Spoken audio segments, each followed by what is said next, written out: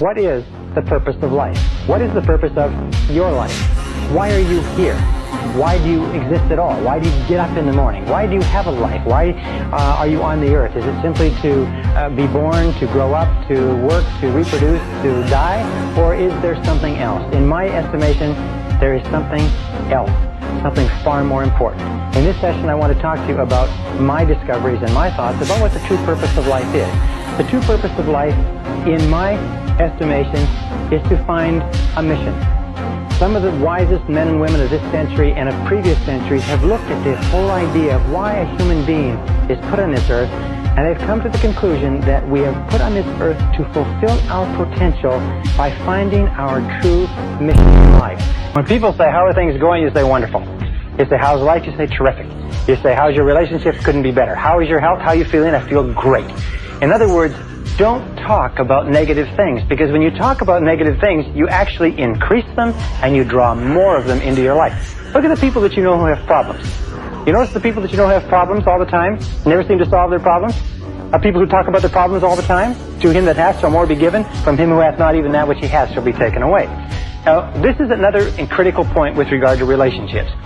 And I learned this again in my studies. It is that each of us has a certain amount of suffering that we've gone through, and people fall in love with their suffering. People love their suffering. As a matter of fact, they feel that they've paid for it, they've thought about it, they've lived with it for so long that most people are very reluctant to give up their suffering. You can't talk them out of it. You say, well, why don't you just forget it? Why don't you just put it behind you? Why don't you just get on with it? They say, well, I can't do that. Do you know how much I've suffered? Do you know how much emotional investment I've put into this relationship, this job, this career? You know, the people you surround yourself with have a phenomenal impact on your life. I think it was Carl Menninger from the Menninger Foundation one time said, environment is more important than heredity. The people we're surrounded by have a greater bearing on our life and our success in life than what's built into the genes at birth. There's genetic conditioning, there's environmental conditioning. Well, this environmental conditioning goes on all the way through life. You will find as you improve the quality of your life, improve your thinking, you're going to attract a different group of people into your life. And they are going to add to your life. See, the people we're surrounded by, their thinking is going right into our mind. We want to mix with people who are really making it happen.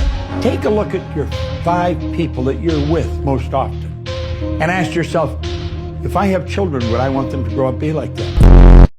Get away from the losers.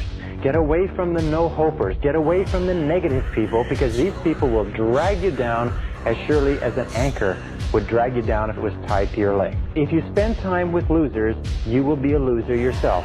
David McClelland of Harvard found that 99% of the failure rate in life could be attributed to associating with people who were going nowhere. Because we're so strongly influenced by the people around us. We talk like them, we walk like them, we take on their attitudes, their values, their beliefs, their expectations, even their self-concepts.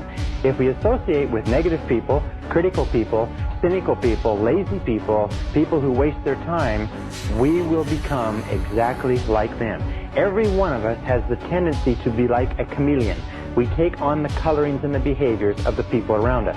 So it's very important that you make a decision what you want to be like, and you begin to associate with people who are like that.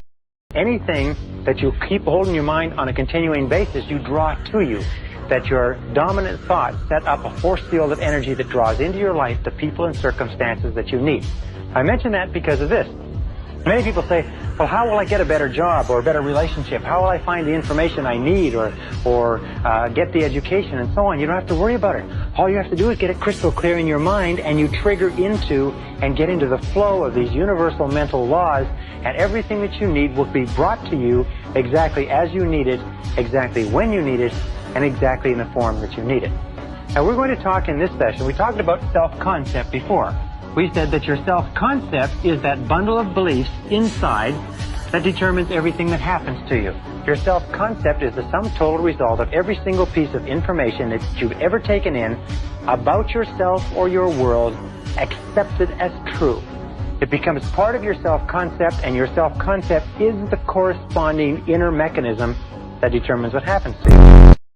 we find that in worry, we are not worried or stressed by the event. An event does not trouble us. What troubles us is anticipation of an event and the resistance that we put up psychologically, wishing, hoping, praying that it doesn't take place. If psychologically we determine the worst possible outcome in writing, and you say the worst possible thing that can happen is this, and we make it concrete and we put it down on paper, you will find a remarkable thing. Your worries disappear.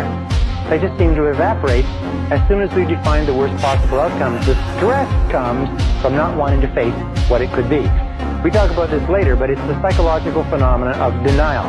We deny, we don't want to put off. For instance, you have an investment, and the investment is getting worse and worse. So you have to say to yourself, what's the worst thing that can happen with this investment? And the worst thing is that you lose it all.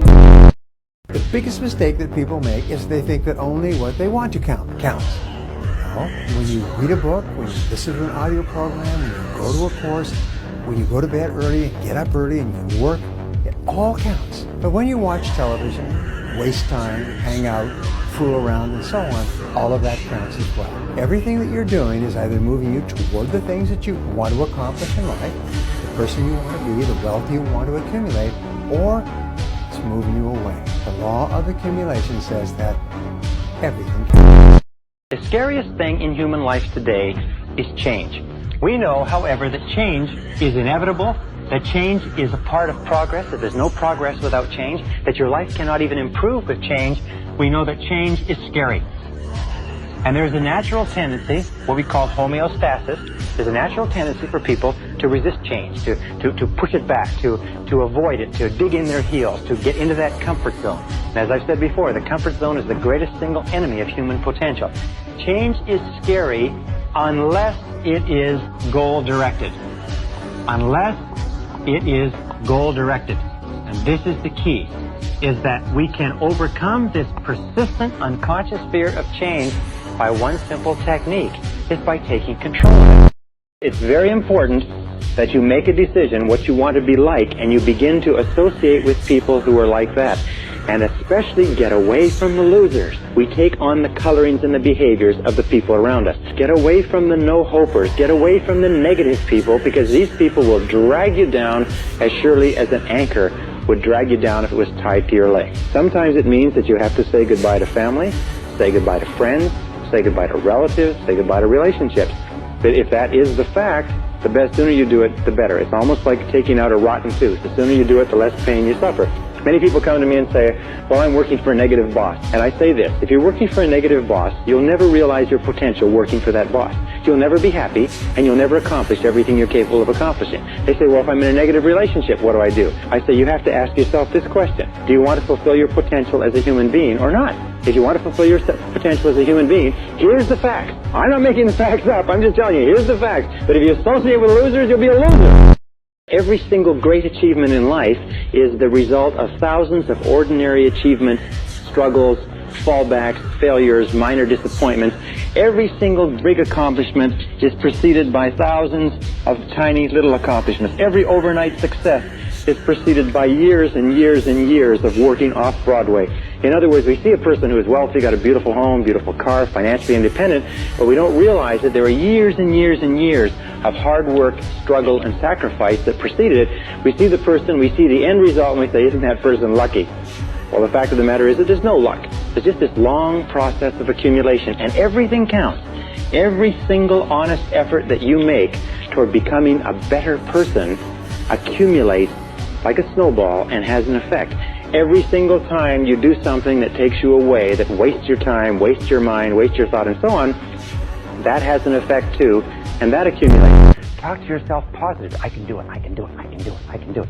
Just repeating, I can do it over and over again. Boost your self-confidence and boost your self-esteem.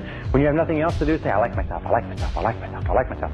Because saying I like myself or I love myself expands your ability and your capacity in every area of your life. Also verbalize. Speak out loud. Make sure the things that you say out loud are consistent with the person that you want to be and the things that you want to do. Verbalize and say, I like myself. Don't say aloud things that like, I'm never on time, I can't lose weight, I can't quit smoking, I wish I could, and so on. But always speak in positive terms.